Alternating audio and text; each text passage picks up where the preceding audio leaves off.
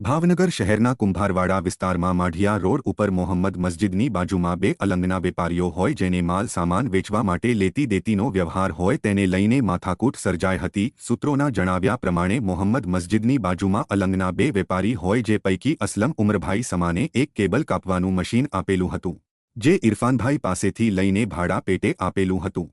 જો કે ધંધામાં ખોટ જતા મશીન પાછું આપવા જતા બોલાચાલી થઈ અને બાદમાં ધોકા અને પાઇપ છરી વડે હુમલો કરતા બારૈયા કાનજીભાઈ કાળુભાઈ, સંજયભાઈ લક્ષ્મણભાઈ અને ઇરફાન દાનિશભાઈ સમાને ઈજાઓ થતા ભાવનગરની સરટી હોસ્પિટલ ખાતે ખસેડવામાં આવ્યા હતા। જ્યારે આ સ્થળે આ મારામારીનો બનાવ બન્યો ત્યારે 108 અને પોલીસ દોડી ગયેલ અને ઈજાગ્રસ્તોને હોસ્પિટલમાં ખસેડવામાં આવ્યા હતા। બનાવ સ્થળે એક બાઇક જમીન પર પડેલું જોવા મળ્યું હતું અને એક એક્ટિવા પણ જોવા મળેલ। જો કે આ મારામારીના કારણે વાતાવરણ ગરમાયું છે।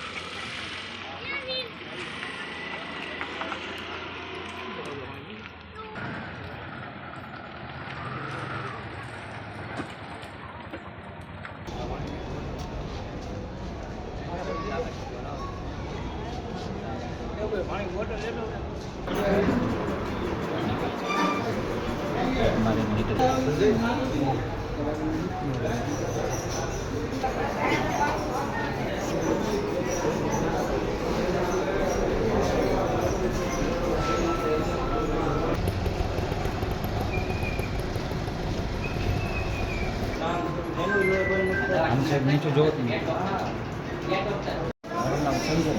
संजयભાઈ શું બનાવ બન્યો તો?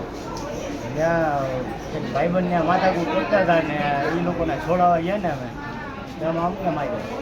કોણ હતું એ મુસલમાન હતા, હું ઓળખતો નથી, 8 જણા જેવા હતા। માથાકૂટ થવાનું કારણ શું છે એ તો મને નથી, અમે ત્યાં બાંધતા હતા તો અમે છોડાવવા ગયા। મારું નામ ઇરફાન અલીભાઈ સમા। ઇરફાનભાઈ કઈ જગ્યાએ શું બનાવજો? હું ખારમાં વિક્ટરમાં રહું છું, મોહમ્મદી મસ્જિદ પાસે। મારી પાસે કેબલ મશીન હતું અને 1.5 વર્ષ પહેલાં લઈ ગયા હતા મને ફોર્સ લાવીને કે ભાઈ મારે 2 દિવસનું કામ છે, તમે મને મશીન આપો। એમ કરીને એક મારું મશીન વેચી નાખ્યું। પછી મેં એસપીને રજૂઆત કરી, એક અરજી આપી। અરજી બારામાં મેં પોલીસ સ્ટેશનમાં જાણ કરી। તેને પોલીસ ખાતાએ કીધું ભાઈ તમે આટલા દિવસ મશીન આપી દો, ચેક આપ્યો, બેગમાં ચેક મને 480નો ફોટો ચેક આપ્યો છે, બેગમાં વટાવા ગયો, બેગમાં ચેક વટાવા ગયો તો ચેક એનો ફોટો હતો 420નો। અને પછી મને કીધું તારે જે ધોળી દે, પૈસા કાંઈ છે નહીં, તારે જે કરવું ને એ તારે છૂટી છે। અને અમને ત્યારે બોલાવ્યા કે તમે રૂબરૂ આવો। અત્યારે શું થયું? અત્યારે કાંઈ અમને બોલાવે કે તમે આવો રૂબરૂ, આપણે વાતચીત કરી દઈએ। અમે એને ગયા હજી તક અમારી માટે દગાનો ઘા કર્યો। કેટલા જણાને વાગ્યું? અમને વાગ્યું છે 4 જણાને।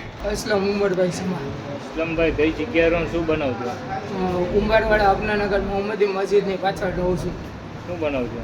મારા ભાઈ ઇરફાન લક્કી કરીને વ્યક્તિ છે ને એની પાસેથી પૈસા લીધેલા ધંધો કરવા માટે, બરાબર છે। તો એ પહેલાં મારા ભાઈ એને 10,000 રૂપિયા આપેલા, તો એણે એ ભૂલી અને પાછા એમ કીધું કે મને 40,000 રૂપિયા પૂરા દેવાના। તો પછી થોડાક દી રહીને ચમનભાઈ કરીને છે ને વચ્ચે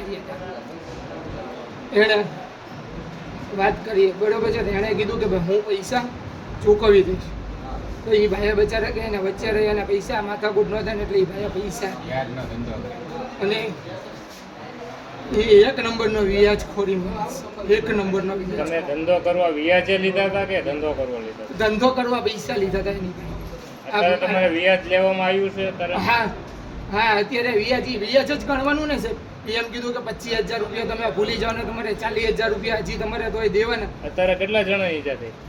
અત્યારે અમે 2 ભાઈઓને વાગી ગયું છે। શું હથિયાર હતું ભાઈ?